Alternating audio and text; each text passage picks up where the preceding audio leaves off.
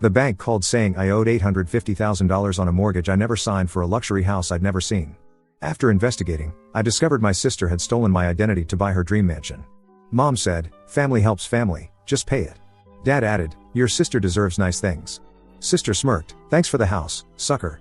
At our next family dinner, I slid the police report across the table along. She went white.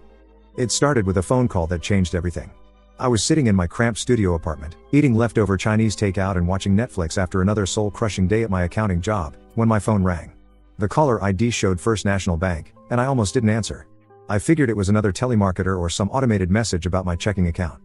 "Hello, is this Michael Thompson?" The voice on the other end asked. "Yeah, that's me," I replied, muting the TV. "Mr. Thompson, this is Janet Richardson from First National Bank's mortgage department. I'm calling regarding your delinquent mortgage payment on your property at 1247 Millionaires Row.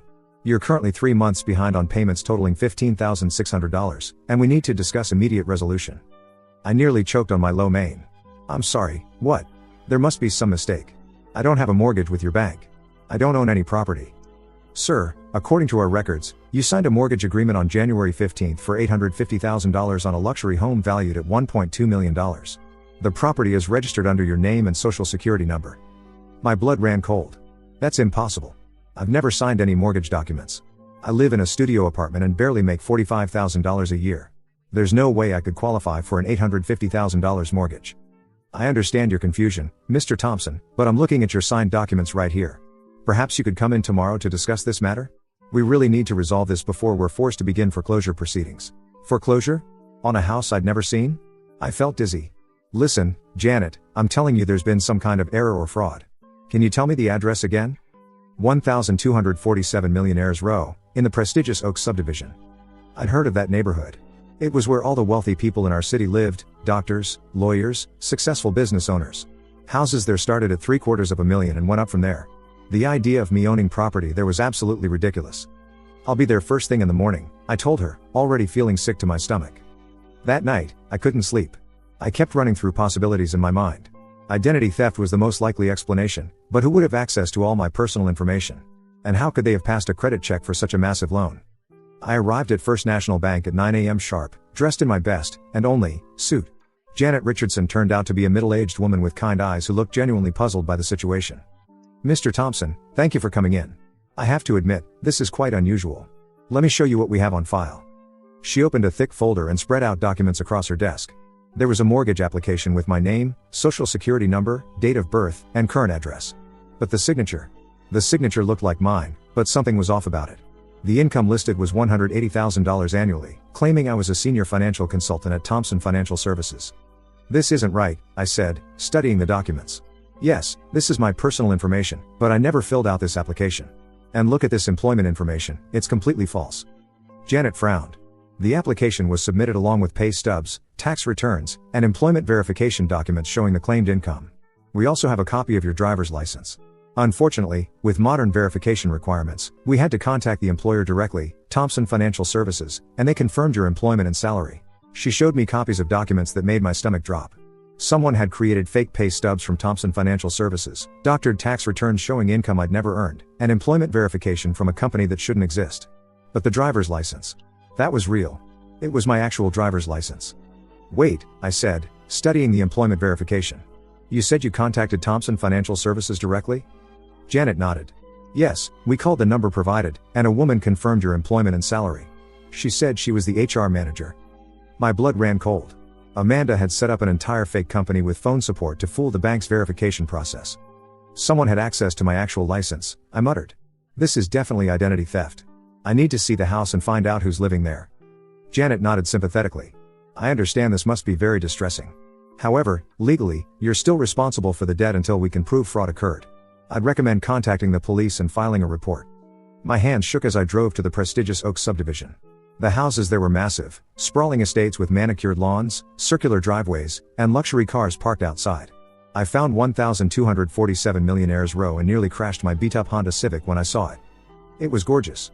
A 3-story colonial with white columns, a wraparound porch, and landscaping that probably cost more than I made in a year. But what made me nearly throw up was the familiar car in the driveway, a red BMW that I recognized immediately. It belonged to my sister, Amanda.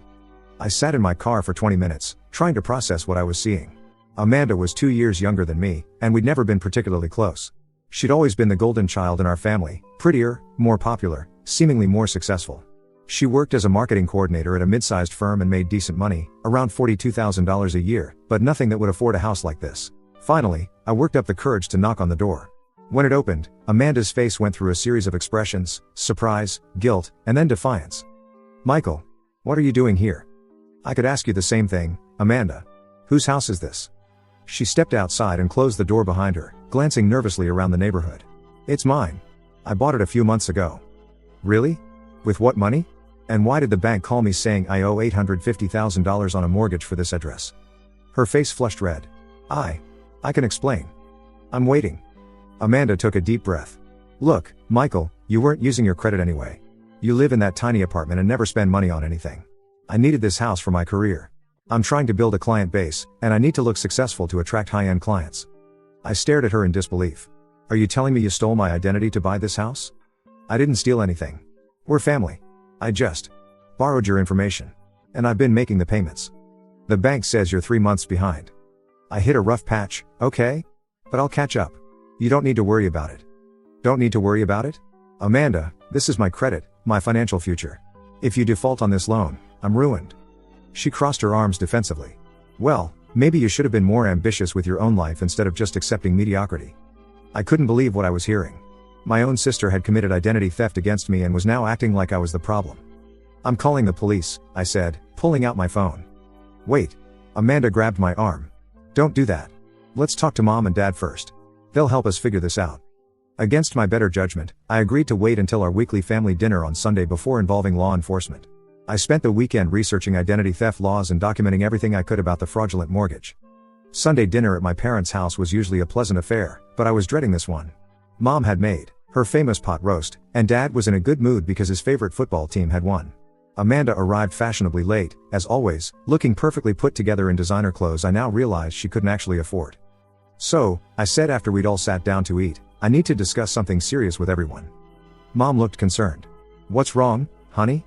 I explained everything: the call from the bank, discovering the fraudulent mortgage, finding Amanda living in the house. My parents listened in silence, their expressions changing from confusion to shock to something I couldn't quite read. When I finished, there was a long pause. Finally, Dad spoke up. "Well, this is quite a situation. Dad, Amanda committed identity theft against me. She could go to prison for this." Mom reached over and patted Amanda's hand. "Sweetheart, is this true?" Amanda's eyes filled with tears. "I didn't mean for it to go this far. I just needed a chance to prove myself, to build something better. Michael wasn't using his credit for anything important." "Not using it for anything important?" I exploded. "It's my credit. My financial future. Now, Michael," Mom said in her gentle but firm voice, "let's not get too worked up. Amanda made a mistake, but she's family." I looked at her incredulously. "A mistake? Mom, she committed a felony." Dad set down his fork. "Son, I understand you're upset, but think about what you're saying. Do you really want to see your sister go to jail?" "I want her to face consequences for what she did to me." "But she's been making the payments," Mom said. "Well, mostly. And she's your sister. Family helps family." I couldn't believe what I was hearing.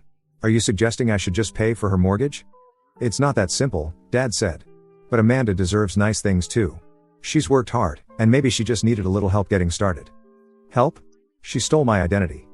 Amanda wiped her eyes and looked up at me with what I now recognized as fake remorse. "Michael, I'm sorry I didn't ask first. But you have to understand, I was desperate. This house has already helped me land 3 major clients. I'm making more money than ever before. Then pay your own mortgage." "I will. I just need a little more time to get fully established." Mom squeezed Amanda's hand.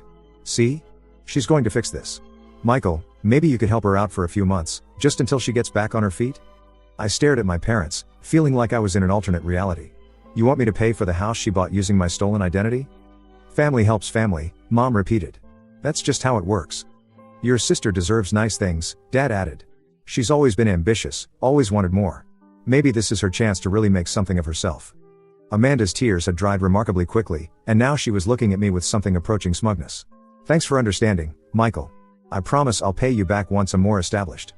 Then she smiled, actually smiled, and said, "Thanks for the house, sucker." I felt like I'd been punched in the gut. My own family was not only refusing to support me but actively encouraging Amanda's fraud. Worse, Amanda was now openly mocking me for it. I stood up from the table. I can't believe this.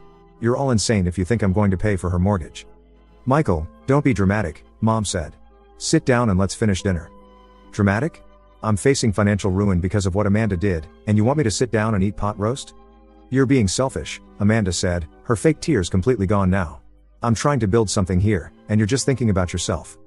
I left without another word, but I could hear Dad calling after me. Think about what's really important here, son. Family is forever. That night, I barely slept. I kept replaying the dinner conversation, unable to believe my family's reaction. The next morning, I called in sick to work and spent the day at the police station filing a report for identity theft and fraud. Detective Sarah Martinez was assigned to my case. She was a no-nonsense woman in her 40s who listened carefully as I explained the situation. This is definitely criminal identity theft, she said after reviewing all my documentation. The dollar amount involved makes it a felony. We'll need to investigate thoroughly, but based on what you've shown me, you have a strong case. What happens to Amanda when you arrest her? If convicted, she could face up to 10 years in prison and substantial fines. Identity theft of this magnitude is taken very seriously. I felt a mix of relief and sadness. Relief that someone was finally taking this seriously, and sadness that it had come to this with my own sister. Detective Martinez explained that they would need to gather more evidence before making an arrest. She gave me a case number and told me to keep all documentation related to the mortgage and any communication with Amanda or my parents. Over the next 2 weeks, I avoided my family's calls and texts. Amanda tried reaching out several times, alternating between fake apologies and angry demands that I stop being so stubborn. Mom and Dad left voicemails asking me to think about family and to forgive and forget. The first few days after filing the police report were the hardest. I kept second-guessing myself, wondering if I was overreacting. The guilt was overwhelming. Here I was, potentially sending my own sister to prison. I barely slept, barely ate, and called in sick to work for 3 days straight. It was during this dark period that I decided to do some investigating of my own. If I was going to follow through with this, I needed to understand exactly how deep Amanda's deception went. I started by requesting my credit reports from all 3 major bureaus, something I should have been doing regularly but had neglected. What I found made my blood run cold. The fraudulent mortgage wasn't the only thing Amanda had done. There were 2 credit cards opened in my name over the past 10 months, with a combined debt of $23,000. There was also a car loan for $28,000 that I'd never heard of. All told, Amanda had stolen my identity to rack up over $900,000 in debt. I felt physically sick. My entire financial life had been hijacked, and I'd been completely oblivious. I immediately called Detective Martinez to report the additional fraud. This is actually helpful for our case, she told me. The pattern of fraud over several months shows premeditation and planning. It's not just one impulsive mistake, it's systematic identity theft. I also started digging into Amanda's social media accounts, something I'd never paid much attention to before. Her Instagram was filled with photos of her new luxury lifestyle, the house, expensive dinners at upscale restaurants, designer clothes, spa days, and vacation trips I knew she couldn't afford on her real salary. She'd been living completely beyond her means using my stolen credit. What made it worse was reading the comments from her friends, all praising her success and asking for advice on how to make it like she had. Amanda was basking in the admiration, posting motivational quotes about manifesting your dreams and taking control of your destiny. The irony was sickening. She was being celebrated for success built entirely on stealing from me. I screenshot everything, building my own evidence file to supplement the police investigation. I also discovered that Amanda had been lying to our parents about how she could afford the house. She'd told them she'd gotten a huge promotion and raise at work, which they'd apparently believed without question. During my investigation, I also discovered Amanda's secret. I found business registration documents she'd carelessly left in her car when I helped her move some furniture months earlier, something that seemed innocent at the time. She had actually registered Thompson Financial Services as a legitimate business and set up a phone line with a virtual receptionist service. When the bank called to verify employment, they reached the virtual receptionist who had been instructed to confirm my employment there. I also contacted Amanda's actual employer to confirm what I suspected. Her boss, Lisa, told me that Amanda was still in the same marketing coordinator position she'd started in 2 years ago, making about $42,000 a year. It was brilliant and terrifying in its sophistication. I also decided to drive by the house again, this time during different hours to see if I could learn more. During one evening visit, I saw Amanda hosting what appeared to be a dinner party. Through the large front windows, I could see well-dressed people laughing and dining in what I now knew was my stolen dining room. She was using my identity theft to entertain clients and build her social network. The most painful discovery came when I found old emails between Amanda and our parents that I accessed through our shared family cloud storage account that we'd set up years ago for sharing photos. We'd all forgotten about it, but Amanda had been carelessly using it for backup. The emails went back 10 months and showed that Mom and Dad had been involved in planning the identity theft from the beginning. In one email, Amanda wrote, "I found all of Michael's financial documents in his old room when I was helping Mom clean. I think I can use these to qualify for a mortgage. He never checks his credit anyway, he's too disorganized. Mom's response, are you sure this is a good idea, honey? It seems risky. Amanda, it's not risky if Michael never finds out. And even if he does, he loves me too much to actually do anything about it. He's always been a pushover. Dad's email was the most hurtful. Your mother and I want to see you succeed, Amanda. Michael has never been ambitious like you. Maybe this is just evening things out. He got the stable personality, you got the drive to succeed. There were dozens of emails showing that they'd all planned this together.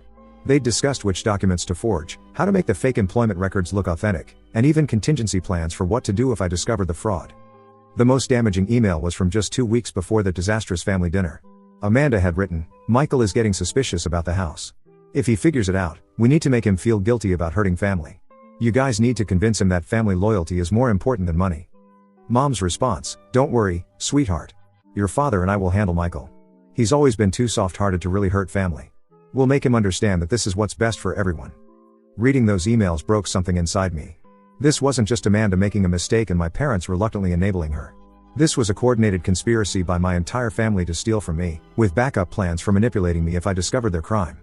I printed out every email and added them to my evidence file. When I showed them to Detective Martinez, her reaction was immediate. This changes everything, she said. These emails show premeditation, conspiracy, and ongoing criminal enterprise. Your parents aren't just accessories after the fact, they were co-conspirators from the beginning. Meanwhile, Detective Martinez and her team were building their case through official channels. They discovered that Amanda had used sophisticated methods to steal my identity, including accessing my mail to get financial documents and creating elaborate fake employment records.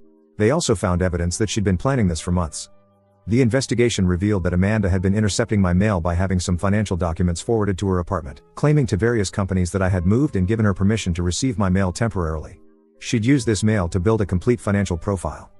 Detective Martinez also discovered that Amanda had paid someone to create professional-looking fake pay stubs and tax returns. They tracked down the person who'd created the forgeries, a graphic designer who specialized in novelty documents and claimed he thought they were for a movie prop. Your sister was very thorough, Detective Martinez told me. This was an amateur hour. She spent months planning this and covered her tracks well. If you hadn't been diligent about following up with the bank, she might have gotten away with it indefinitely. The bank, First National, was cooperative once they understood the situation was criminal fraud. They put a hold on foreclosure proceedings while the investigation continued, but made it clear that someone would still be responsible for the debt. The psychological toll of all this was enormous. I started seeing a therapist, Dr. Rebecca Chen, to help me process what was happening. She helped me understand that what I was experiencing wasn't just financial fraud, it was a profound betrayal by the people I should have been able to trust most. Family abuse is often the most damaging kind, Dr. Chen explained during one of our sessions. When strangers hurt us, it's terrible, but we can write it off as random bad luck. When family members hurt us, it challenges our fundamental beliefs about love, loyalty, and safety. She also helped me understand that my guilt about pursuing criminal charges was normal but misplaced.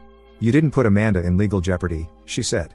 Amanda put herself in legal jeopardy by committing crimes. You're just refusing to be complicit in covering up those crimes.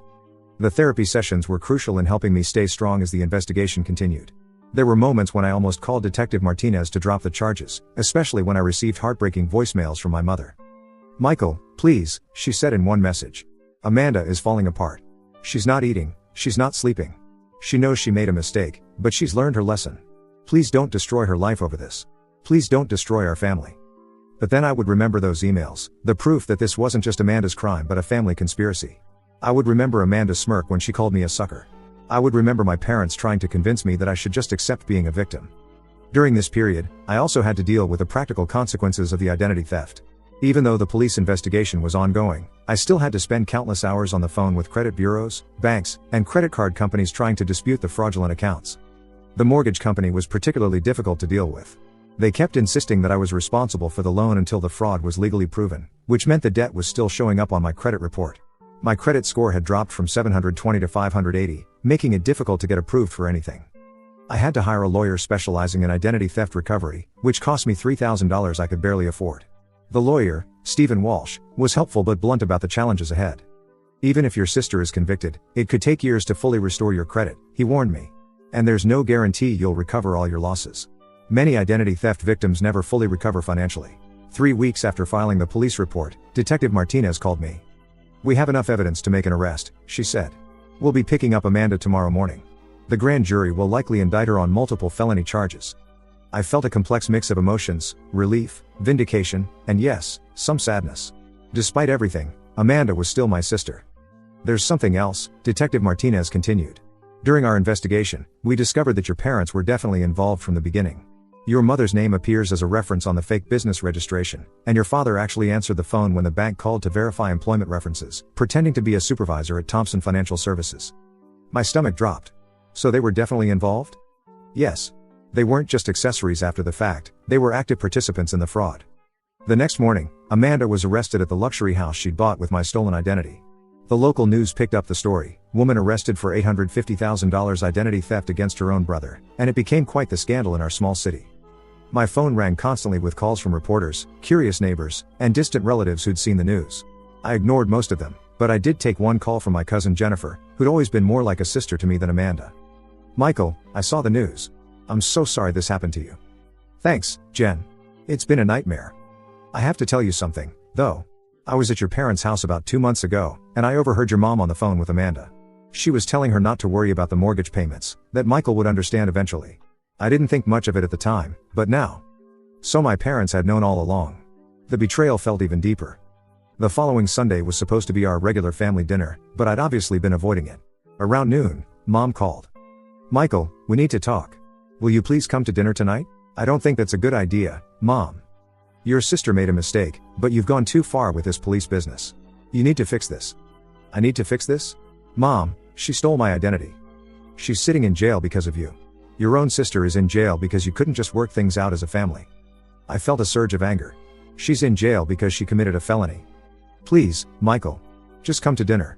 Let's try to work this out. Against my better judgment, and probably against Detective Martinez's advice, I agreed to go to dinner. But I had a plan. I arrived at my parents' house carrying a manila envelope. Mom and Dad were both there, looking stressed and older than I remembered. The table was set for 4, even though Amanda obviously wouldn't be joining us from her jail cell. Michael, thank you for coming, Mom said, hugging me. We need to fix this situation. I agree, I said, taking my usual seat at the table.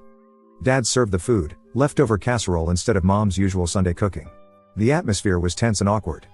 So, Dad said after we'd eaten in silence for a few minutes, we need to talk about Amanda. Yes, we do. This has gone too far, son. Your sister made a mistake, but she doesn't deserve to be in jail. A mistake that could have ruined my financial future. Mom leaned forward. Michael, she's your sister. Family forgives. Family helps each other. Can't you find it in your heart to drop the charges? Drop the charges? After what she did to me? After what you both did to me? Dad frowned. What do you mean, what we did? I reached for the manila envelope I'd placed beside my chair. I mean this, I said, sliding the police report across the table to them. They both looked down at the document, and I watched as their faces went white. Mom's hand flew to her throat, and Dad's mouth opened and closed like a fish. You see, I continued calmly, the police investigation turned up some interesting information.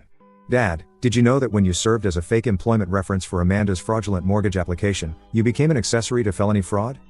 Dad's face was pale. I didn't know it was illegal to help my daughter. And Mom, those fake companies Amanda created to generate phony pay stubs? The ones that had mail delivered to your house? That makes you an accessory too. Mom started crying. We were just trying to help Amanda succeed. We didn't think. You didn't think what? That identity theft was a crime? That helping someone commit fraud would have consequences? I stood up and walked around the table, looking at both of them. For 3 weeks, you've been calling me, texting me, begging me to drop the charges against Amanda. You've told me I'm being selfish, that I should care more about family, that I should just pay for her mortgage and move on. Michael, please, Mom whispered. But here's what you didn't know. The police investigation didn't stop with Amanda. They investigated everyone connected to the fraud. And guess what they found? Dad's hands were shaking. Son, we can work this out. The police found evidence that you both knew about the fraud from the beginning. Dad, your signature is on fake employment verification forms. Mom, you received mail for Amanda's fake consulting company at your house for 6 months. You weren't just enabling Amanda's crime after the fact, you were accomplices from the start. I sat back down and looked at both of them. So let me ask you something. When you found out Amanda had stolen my identity to buy a house, why didn't you tell her to confess and make it right? Why did you instead try to convince me to just accept it and pay for her mortgage? Neither of them answered. I'll tell you why. Because you weren't innocent bystanders who found out about Amanda's crime after it happened. You were part of the plan from the beginning. Mom was sobbing now. We just wanted to give her a chance at a better life. At my expense. You were willing to let me be financially ruined to give Amanda her dream house. Dad finally found his voice. What do you want from us, Michael? I spread out more documents from the envelope. These are formal charges being filed by the district attorney's office. Conspiracy to commit identity theft, wire fraud, and grand theft. The DA has enough evidence to prosecute all three of you. The room was silent except for Mom's crying. However, I continued, the district attorney is willing to consider a plea agreement if you cooperate fully. Dad looked up hopefully. What kind of agreement? Amanda pleads guilty to all charges and serves her sentence, probably 5 years in minimum security prison. She also pays full restitution, which means she sells the house and gives me every penny, plus covers all my legal fees and credit repair costs. And us? Mom asked. You both plead guilty to conspiracy charges. You'll get probation and community service, but you'll have felony records. You'll also pay a fine of $25,000 each. Dad's eyes widened. We don't have that kind of money. Then you'll need to take out a loan or work out a payment plan with the court. Just like I would have had to do if you'd succeeded in ruining my credit. I started putting the documents back in the envelope. You have 1 week to decide. Take the plea deal, or go to trial and risk much harsher sentences. Michael, Mom said, reaching for my hand, we're family. Please don't do this to us. I pulled my hand away. You're right, Mom. We are family. But you seem to have forgotten that when you helped Amanda steal from me. Family helps family, right? But apparently, that only applies when Amanda needs help, not when I need protection from her crimes. I stood up to leave, then turned back to them. Oh, and there's one more thing. The bank has agreed to remove the fraudulent mortgage from my credit report, but they still need to recover their money. Since the house was purchased with fraud, they're foreclosing immediately. Amanda will be homeless when she gets out of prison unless she finds somewhere else to live. Dad looked confused. But if she sells the house to pay restitution? The house is worth $1.2 million, but she owes $850,000 plus interest, penalties, and legal fees. After the bank gets their money and I get restitution for my damages, there will be about $280,000 left over. Certainly not enough for Amanda to buy another house like this one. I walked toward the door, then stopped. You know what the really tragic part is? If Amanda had just asked me for help legitimately, I probably would have co-signed a loan for her. If you had all come to me honestly and said, Amanda wants to buy a house but needs help qualifying for a mortgage, I would have considered it. I'm not heartless. I love my family. Then why are you doing this to us? Mom asked. Because you didn't ask for help. You stole from me. You committed fraud. And when I discovered it, instead of apologizing and trying to make it right, you tried to manipulate me into accepting the crime against me. You showed me that you don't see me as family worth protecting, only as a victim worth exploiting. I opened the door. 48 hours to decide on the plea deal. After that, you'll be taking your chances with a jury. I left them sitting at the dinner table, surrounded by the documents that would change their lives forever.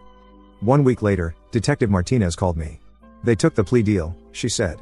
All three of them pled guilty this morning. How long will Amanda serve? 4 years, with the possibility of parole in 2.5. Your parents got probation and 500 hours of community service each, plus the fines. I felt a complex mix of emotions, relief, vindication, and yes, some sadness. Despite everything they'd done to me, they were still my family. The house was sold within 3 months. After the bank recovered their money and I received full restitution for my damages, there was about $280,000 left over. Under the terms of the plea agreement, Amanda was required to put that money in a trust that she could only access for legitimate housing and living expenses after her release from prison. I used part of my restitution money to move into a nice 2-bedroom apartment and buy a reliable car. I also put a substantial amount into savings and investments, something I'd never been able to do before. The strangest part was how the scandal affected our extended family. Some relatives took Amanda's side, saying I was cruel for sending my own sister to prison. Others supported me, saying Amanda got what she deserved. Our family essentially split into 2 camps, and many relationships were permanently damaged. My cousin Jennifer remained supportive throughout the ordeal. I'm proud of you for standing up for yourself, she told me. What Amanda did was unforgivable, and your parents were wrong to enable her. About a year later, I received a letter from Amanda in prison. It was surprisingly short. Michael, I know you'll probably never forgive me, but I need you to know that I'm sorry. Not sorry I got caught, sorry for what I did to you. Prison has given me a lot of time to think, and I realize now how selfish and destructive my behavior was. I stole more than just your identity, I stole your trust, your sense of security, and your relationship with our parents. I don't expect you to ever want to see me again, but I wanted you to know that I understand now what I did wrong. I hope someday you can find peace with all of this. I never wrote back. My parents and I have had limited contact since their sentencing. They completed their community service and paid their fines, but our relationship has never recovered.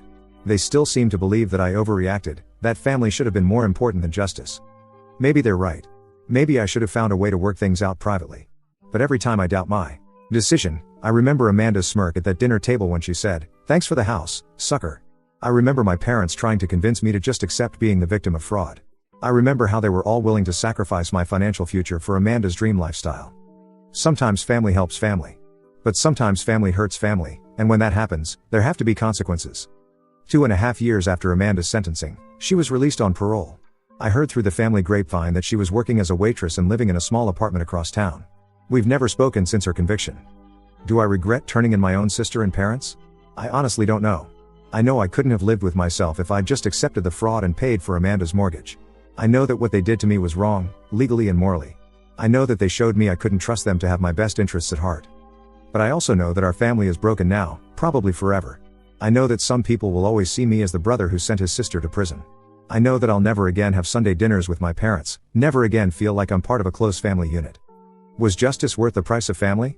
I'm still figuring that out. What I do know is this: identity theft isn't just about money or credit scores. It's about trust, security, and the fundamental right to control your own financial destiny. When someone steals your identity, they steal part of your future. And when your own family does it to you, they steal something even more precious: your ability to trust the people who are supposed to love and protect you most.